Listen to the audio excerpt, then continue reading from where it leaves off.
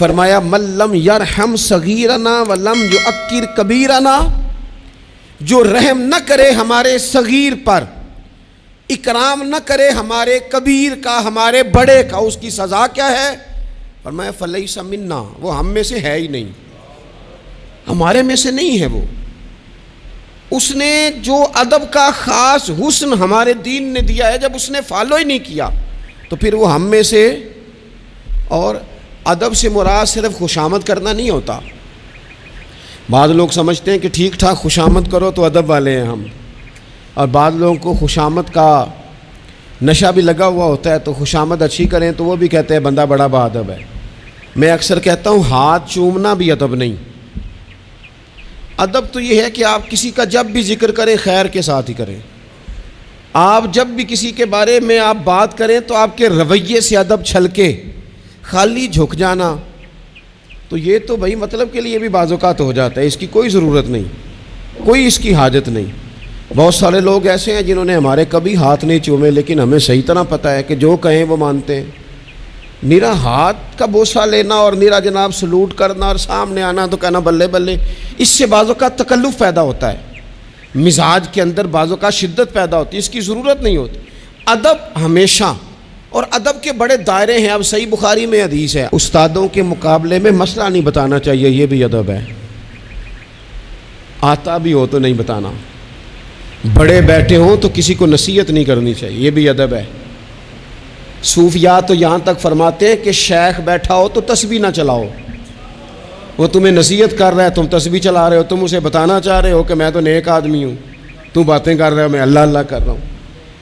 ادب کے جو معیار دین نے طے کیے ہیں ان کو آپ دیکھیں، اپنے بزرگوں کے سامنے آپ کو مسئلہ آتا بھی ہے تو نہ بتائیں، آپ ادب کا ماحول بنائیں، آپ کی طبیعت ادب والی ہو، ذوق ادب والا ہو، مزاج ادب والا ہو۔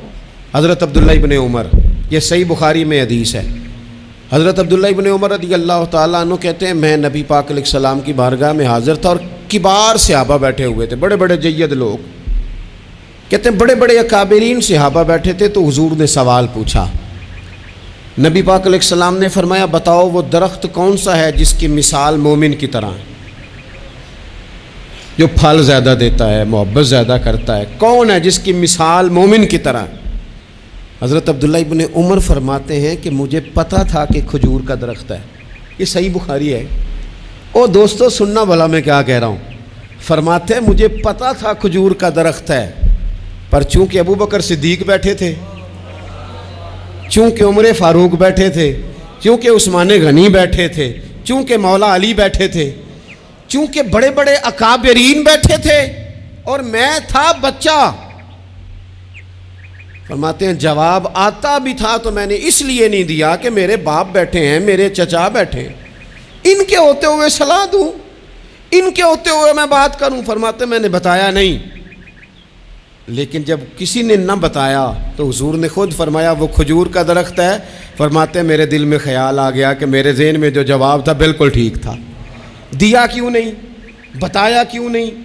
جواب آتا تھا پھر بھی نہیں بتایا، اس لیے کہ بڑوں کا ادب قائم رہے، بڑوں کا مزاج قائم رہے۔ لیکن یہاں تو بھائی استادوں کے ہاتھ سے 1 منٹ میں نکل جاتا ہے سارا کچھ۔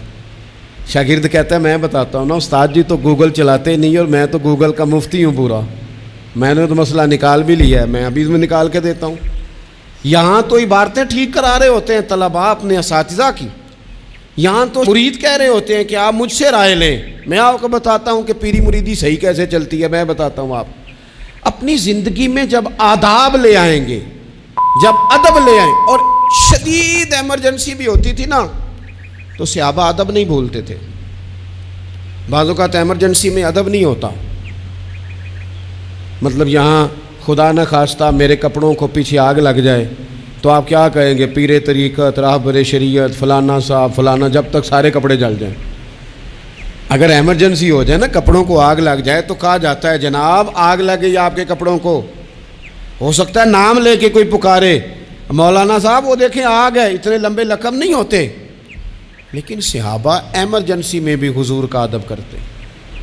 حضرت صدیق اکبر غار ثور میں ہیں، ایڑی پر ڈنگ مار رہا ہے سانپ، اور سانپ کا نام لے لے تو بندہ گھبرا جاتا ہے، لیکن ایڑی پہ ڈنگ مارا جا رہا ہے، جب تک ڈنگ لگ رہا ہے بار بار، اب اس کا اثر تیز ہوا، اس زہر کا اثر جب جسم پہ ہونے لگا تو آنسو آنکھوں سے نکلے، وہ حضور